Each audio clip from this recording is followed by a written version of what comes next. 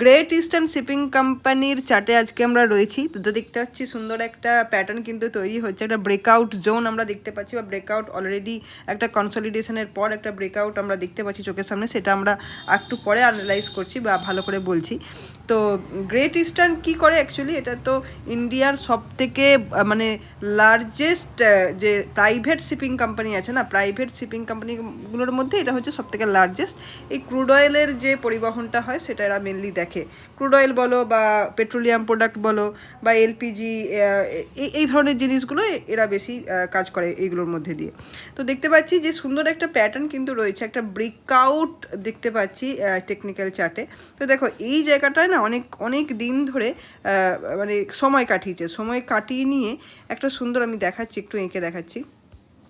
তো এই জায়গাটায় অনেক দিন ধরে সময় কাটিয়ে একটা ব্রেকআউট অবশ্যই আমরা দেখতে পাচ্ছি স্টকের মধ্যে, এবং ব্রেকআউটটা হয়ে নিয়ে এটা কিন্তু সাস্টেন করছে। যখন দীর্ঘ একটা লম্বা মানে বিশেষ করে ডাউন ট্রেন্ডে চলছিল এই জায়গাটায়, তারপরে নিয়ে ওঠার চেষ্টা করতে করতে তার মানে এটা আপ ট্রেন্ড শুরু হয়েছে। এই যে দেখতে পাচ্ছি যে এই যে স্লোপিংটা রয়েছে এটা ওপরের দিকে উঠছে, তো আপ ট্রেন্ড শুরু হয়েছে, এবং আপ ট্রেন্ড শুরু হয়ে পর একটা কনসলিডেশনের জায়গা তৈরি করেছে, বা অনেক দিন একটা ন্যারো রেঞ্জে কাটিয়েছে।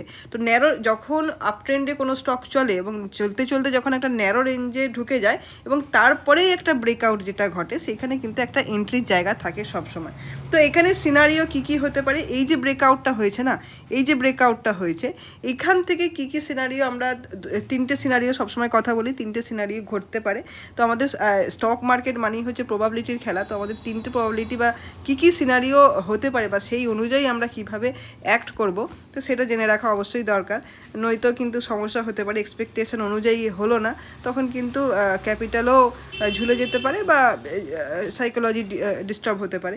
তো দেখতে পাচ্ছি যে এই জায়গাটায় ব্রেকআউট হয়ে নিয়ে, তো এবার সিনারিও হচ্ছে হয় এই জায়গাটায়ও ফিরাইলো, 1 নম্বর সিনারিও, যে এই যে ব্রেকআউটটা হয়ে নিয়ে এই জায়গাটায় আবার টেস্ট করতে এলো।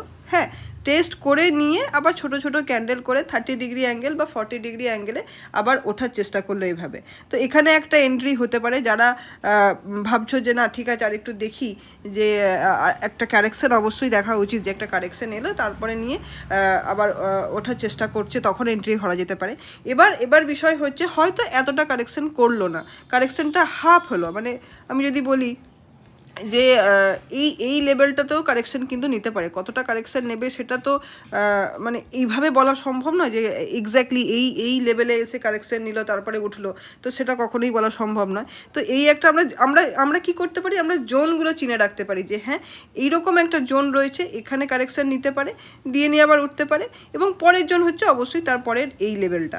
তো এই 1120 লেভেলটা হচ্ছে একদম ক্রুশিয়াল সাপোর্ট, আর ইমিডিয়েট সাপোর্ট যেটা হচ্ছে 1194 এই জায়গাটা হচ্ছে ইমিডিয়েট সাপোর্ট। এখান থেকে মানে এখানটায় এসে টেস্ট করলো, তারপরে আবার এভাবে উঠতে শুরু করলো, তো এখানেও একটা এন্ট্রি হতে পারে। আচ্ছা, এই হচ্ছে 1 নম্বর সিনারিও গেল। 2 নম্বর সিনারিও কী হতে পারে, যে এই যে ব্রেকআউটটা দিয়েছে দিয়ে নিয়ে এইখানেই কিছুদিন সাইডওয়েজ হয়ে গেল। মানে এই যে ছোটো একটা ওপর দিকে একটা হ্যাঙ্গিংম্যান টাইপ একটা ক্যান্ডেল যে বানিয়েছে না, আপ ট্রেন্ডটা হ্যাঙ্গিংম্যান টাইপ, এই যে ক্যান্ডেলটা বানিয়েছে, যেটা হ্যাঙ্গিংম্যান বলা হয়, তো এই জায়গাটায় কিন্তু এই ক্যান্ডেলটা খুব একটা মানে ভয়ের ক্যান্ডেল কেন বলছি, কারণ এই যে ওপর দিকে একটা বড় উইক রয়েছে, সেইটা কিন্তু একটা সেল এসেছে বলা যেতে পারে, এবং সেক্ষেত্রে কি হতে পারে, এইখানে কিছুদিন সাইডওয়েজ হয়ে গেল। মানে এই জায়গাটায় কিছুদিন সাইডওয়েজ হয়ে গেল, আর আইদার নামবে অথবা সাইডওয়েজ হয়ে গেল।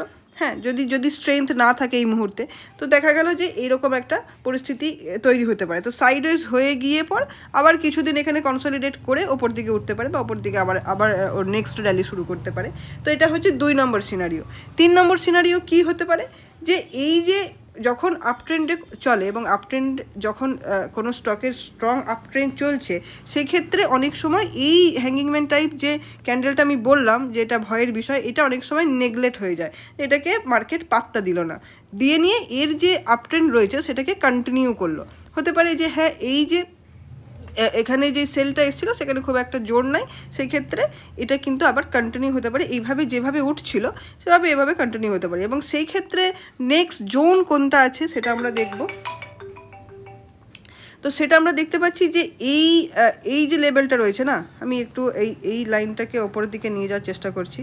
তো এই দেখো এখানে কিন্তু একটা রেজিস্ট্যান্স জোন রয়েছে, রেজিস্ট্যান্স, এটা একটা ইমিডিয়েট রেজিস্ট্যান্স আমরা বলতে পারি। তার আগের রেজিস্ট্যান্স এখন এখানেই রয়েছে প্রাইস 1284, এবং নেক্সট রেজিস্ট্যান্স অবশ্যই 1342-এর এই লেভেলটা হবে। এবং 1342-এর পর নেক্সট যে আমাদের রেজিস্ট্যান্স জোন আছে সেটা হচ্ছে একদম অল টাইম হাই যেটা বানিয়েছিল 1466, এই লেভেলটা রয়েছে। তো এই হচ্ছে সিনারিও।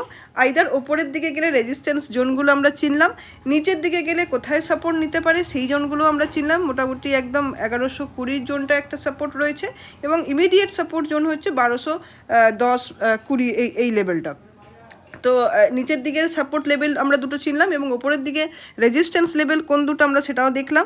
আর যদি সাইড ওয়েজ থাকে সেক্ষেত্রে তো বললাম সিনারিও কী হতে পারে, সাইড ওয়েজ থেকে হয় ওপরের দিকে যাবে অথবা নিচের দিকে আসবে, সেটা সময়ের সাথে দেখতে হবে। তো গ্রেট ইস্টার্ন যেহেতু ট্রেড ডিল ইউএসের সাথে ট্রেড ডিল হয়ে গেছে, তো মোটামুটি হয়ে গেছে, এখনও বলা যাচ্ছে না যে হ্যাঁ সাইন হবে, তো সেটা কনফার্ম হবে মার্চে গিয়ে। তো দেখা যাচ্ছে কিন্তু মার্কেট ওটাকে পজিটিভলি নিচ্ছে। আগের দিনের যে 25% থেকে 18%-এর আশা, এবং এই যে ক্রুড অয়েলে যেটা রাশিয়ার সাথে তেল কেনার ব্যাপারে যেই 25% ছিল সেটাও কালকে মিটমাট হয়ে গেছে। তো বলা মানে আশা করা যেতে পারে যে ওই জায়গা থেকে কিন্তু একটা ওপরের দিকের মুভ আমরা এক্সপেক্ট করতে পারি। তো দেখা যাক মার্কেট কি বলে, মার্কেট সবার উপরে, হ্যাঁ মার্কেট যেরকম রিয়্যাক্ট করবে আমরা সেরকম আমাদের কাজকর্ম রাখবো। তো ঠিক আছে, আমরা এখানে আজকে ছাড়ছি, পরের দিন অন্য স্টক নিয়ে কথা বলবো।